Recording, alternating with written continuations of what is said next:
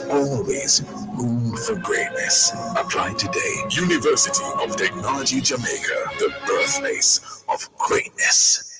Well, if you want buy appliances for your home with the quality high and the price low, get it on a Bashco. Get it on a Bashco. Bashco. Be everything where you need. Bashco. Quality service guaranteed on a Bashco. Get it on a Bashco. It's you more. Yeah, Bashco.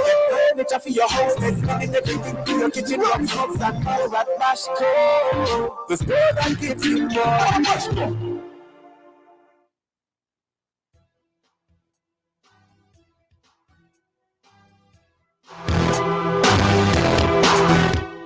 Welcome back to the Morning Watch. Thanks for staying with us.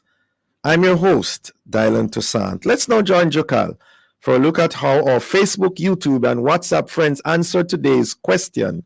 Do you think Jamaica is ready to become a republic and get rid of the king as head of state? Jokal? All right, so we have a response here. Someone said, well, Cherry said, it's a step the Jamaican government should have taken years ago. And one of the things they need to do is educate the Jamaican public why it needs to be done and not allow the public to draw their own understanding because of a lack of explanation and information. And that's from Cherry in Spanish Town. Yeah, okay. Well said. Education of the public. Thank you very much, Cherry, from Spanish Town. And so we segue into the second watch. And the work of the Constitutional Reform Committee, CRC, has been in the news again. Indeed, the Cabinet announced that it had received the report from the committee. That report, however, has come without the endorsement or signatures of the opposition members of the said committee. And in so doing, the opposition has voiced its opposition to a two-stage solution in getting rid of both the monarchy and the Privy Council. Will this development derail the entire process? What can and should be done at this stage? And of course, we're talking about serious matters this morning, as we normally do, because the whole matter of the Constitutional Reform Committee, having met, have filed their report, and now the opposition is saying, or it has not signed off, and is actually opposed to the fact that it's being proposed as a two-stage solution. And so we're going to have a discussion on that this morning, ladies and gentlemen, boys and girls. And first of all, we have online Miss Carol Narcisse, civil society advocate, and we hope to be joined by Lloyd B. Smith, managing director and editor-in-chief of the Western Mirror, shortly. Ms. Narcisse, good morning to you. And a very good morning to you and to listeners. Great, good to have you with us. Thank you for having me. Yes. What are your opening thoughts, Ms. Narcisse, on the recent developments? Read the report from the Constitutional Reform Committee. My initial thoughts are, look at us repeating history. Because, and repeating history in a way that suggests that we're very slow learners. It has been a hallmark of the history of the framing of the nation state Jamaica, the independent nation state Jamaica. It has been a consistent thread throughout this history that you start off with both parties having some common views, and then at a point, one party takes up its marbles and says, I'm coming out of this. And then that leads to a process that becomes fraught and challenged and gives us results that are unsatisfactory. So, for example, in the 1950s, late 50s, as we were contemplating breaking away because of the global context and our national context, national strikes, dock workers striking, people on the sugar estate striking and rioting and global warfare and all kinds of things. And the colonial project becoming unsustainable and national aspirations for independence and so on growing. Mm-hmm.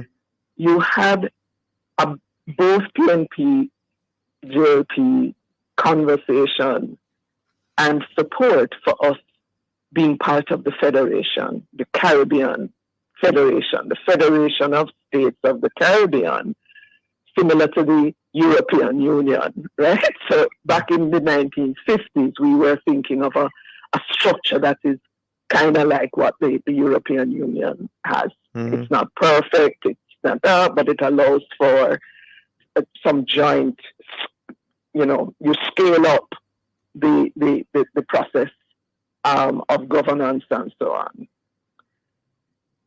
So up to about 1958, that is the conversation. Mm-hmm.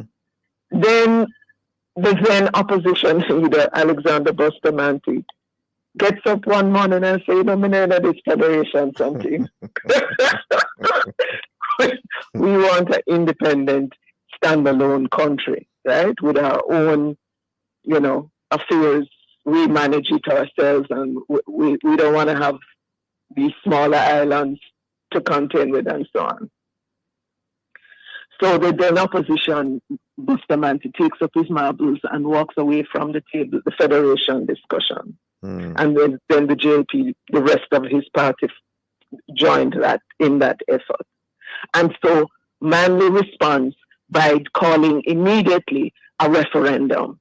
No time for public debate, no time for proper public education, no time for the proper discussion and engagement and input. Ms. Nancy, speaking about time, we're I understand. We're on a break. We're on a break. We just hold that thought. We'll be right back. Mm-hmm. Okay.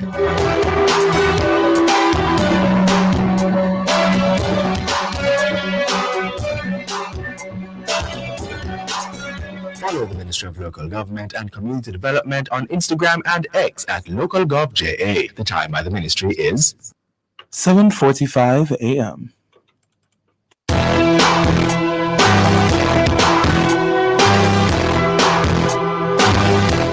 Welcome back to the Morning Watch. Thanks for staying with us. I'm your host, Dylan Toussaint, and in this, the second watch, we are looking on the Jamaica's journey on the road to Republic. And in so doing, we have online Ms. Carol Narcisse, civil society advocate. And Ms. Narcisse, you're giving us a wonderful background and backdrop to this whole repeating of our history. Please continue. Right. And it's important for us as a people to familiarize ourselves with our journey over time in order to understand better what is happening in each moment, right? Mm-hmm. We get to put it in some perspective to say, is this a unique juncture? Is this because this particular group are evil and wicked and terrible? Or what are we seeing here? No, so we ended up with a referendum called very quickly, and it was very politicized, the process, and ended up in a no vote to the federation by the population, and then we quickly moved to create a constitution for an independent Jamaica. It was a 4-month process in which that constitution was put together. 4 months. With very little input from the wider society. And so we put together by representatives of the 2 political parties and the legislature as it existed, structured at the time. And the British model was used as a template. And those framers were very much wedded and married and in love with the colonial Westminster model, right? Mm-hmm. Manley advocated that, look here, This model is wonderful. It is perfect. It shows that the British people are geniuses, and we have been using this model. Make we not change anything, right? And that is how we ended up pretty much just adopting the Westminster model with the king, with the monarch, right, retained as the head of state, and the structure of government, the way it is structured, with a lot of power in the hands of the executive, that is the cabinet in particular, and in the hands of a prime minister, whoever makes up, forms that office, and so on and so forth. Now, this is not a model of a constitution that is the only model available in the world. There are all sorts of other models of how you can structure your society, agree on what rights you want to accord the citizenry, agree on how you limit the powers of a cabinet, or how you limit and put a check and balance on the powers of a prime minister. Things like term limits exist in other parts of the world in their constitution. Things like structures of their parliament that allows a wider representation, not just political party representation, but proportionally allows other groups to be able to have representatives in the parliament, right? So there are all sorts of models. There are different models to what kind of president. If you're a republic, what kind of president? It can be a ceremonial one, kind of like how we have a governor general is a ceremonial head. And by the way, that is what is being proposed that we adopt, right? Yes. When we break away from the monarch finally. But there are other models. So can somebody please put to us maybe 2 or so models, and we have we are educated about the 2 models or 3 models, how they work, what the pros and cons are. That was the committee is supposed to be doing. Is it not so? Well, that's a very important question. So we have had 2 different approaches to constitutional reform in Jamaica. One approach was the independence 1962 model, where the decision was taken mostly by the 2 parties and representatives of the legislature in a 4-month period, very short. 1 month was given to public submissions on it, and even though they received public submissions, they didn't pay the recommendations they demand. They did what they wanted, and they drafted the constitution, and they took it to England. Bam, bam, sign off, done. We have that model. We also have the model of the 1990s, in which there was a joint select it began with a joint select committee of parliament, which started the discussion. It had the setting up of a constitution commission, which had representatives from a wide range of groupings, private sector, teachers union, the churches, you name it, right? It was a big commission, and the commission had the task of engaging the public and hearing from the public, and they used all sorts of methods to do it. And they produced educational materials so that people could understand the different options and so on. So there is that approach that we can also look at. And so the question now is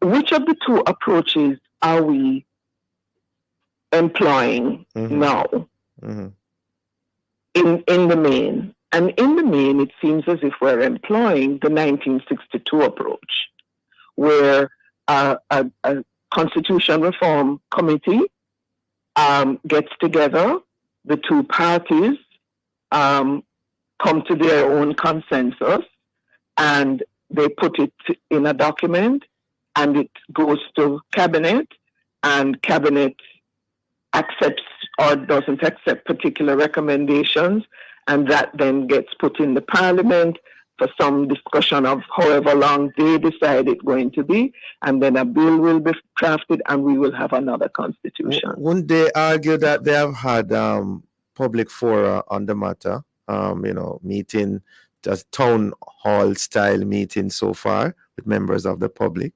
Right. Yeah. So it depends on how you understand what consultation is made up of. Is consultation a process in which you gather us together, you tell us what you're going to do, and you get some response to that suggestion, and you go off, and you may or may not. There is no obligation and no process by which you gather together all that you have heard, you bring that to a joint select committee, and that then so that's not consultation. Consultation is when you come to us and you say, here are the three models that we are considering for how we're going to structure the head of the presidency, right? As one of the things we have to decide. We're going to break with the monarchy. We're going to have a president, right? Here are the 2 or 3 models, right? Here are the pros and cons of each of those models. Based on this knowledge and this information, where would you suggest we go and why? What would you prefer to see and why? And you would be able, because you have some knowledge of how the thing works, to make an informed response to the question, right? So, for example, if we were asked, do you want to be able to vote for who is president of the country, or do you want the decision about who is the president of the country to be taken by the prime minister in consultation with the leader of the opposition? Wouldn't that, Ms. Nassi, I'm sorry, wouldn't that be coming at the other end of the spectrum in terms of the referendum? That type of a question? That after you have had the dialogue and the consultation, that's when you ask, no, as public, what do you want? No. By the time you get to referendum, you're having a referendum on a bill, a proposal. And that proposal will be, we are proposing, we the few people who sat down and had consensus, we are proposing that we have a ceremonial president, and this is what the ceremonial president will do, and so on and so forth. Please vote yes or no in the referendum. This is how we did it with federation, right? Yeah. And so we put up, it was a yes or no vote. And there was not much understanding in the wider society of what are the implications of yes and what are the implications of no. Why yes, why no? What's a federation anyway? How does it work? How does it compare to what you are proposing? None of that. Way forward now, Ms. Narcissus. What do we do now that we're at this juncture? The opposition has not signed off on the report so far, and they would not want a 2-stage process. They'd want everything to be done one time in terms of the Privy Council and the monarch. Where do we go from here? Right. So and we only have 2 minutes to discuss that. Right. So because we have been at this juncture before, over the 60 odd years of trying to decide what kind of country we will be, right? Each time you have stalemates, you have the 2 parties finding a way, because people decide to behave like statespeople rather than children, and they have private discussions, right? They meet, they sit down, they trash it out. Huh? You can also have a scenario in which you bring in respected persons, elder statesmen and women, right, who both sides regard, to help to mediate and support the process. Now, Mr. Bruce Golding and PJ Patterson have jointly offered their services publicly, right? Bruce Golding said so on radio that he has indicated that to the chair of the Constitutional Reform Committee that they are willing, interested, and able to help the two sides and everyone come back round the table. Right? We could do that too. We could call in the elder statespersons to help us, because elections are coming and people have a hot head and so everybody just jockeying for position and so on. I think we heard from Hugh Small, for example, that we should wait, therefore, after the elections. I agree with that. That's the third thing. We can also, whilst the elder statespeople are helping us to keep a cool head, right, the two sides, and to come back around the table to discuss, rather than being in the public domain with a whole heap of cascas and mud flinging. Whilst that is happening, the Constitution Reform Committee could do what the Constitution Reform Commission of the 1990s did, and it could start to really deeply engage the public. I'm so sorry. And lastly, we could pause till after election. Yes, we're out of time though. And allow the new parliament to resume the process. Hearing you loud and clear. Thank you for being with us, Ms. Narcisse. Interesting perspective. Have a safe day. Okay. You too. Great. Thanks, listeners, for being with us this week. For information, how to get copies of this program, call our production department at 876-968-9596-7. This, of course, has been the Morning Watch. Thanks to our producer, Dane Brown, and our guests. Please join Mr. Stokely Marshall next week as he continues to look at the issues of the day. I'm Dylan Toussaint. Hand you back to Love in the Morning with Jakal Dyer.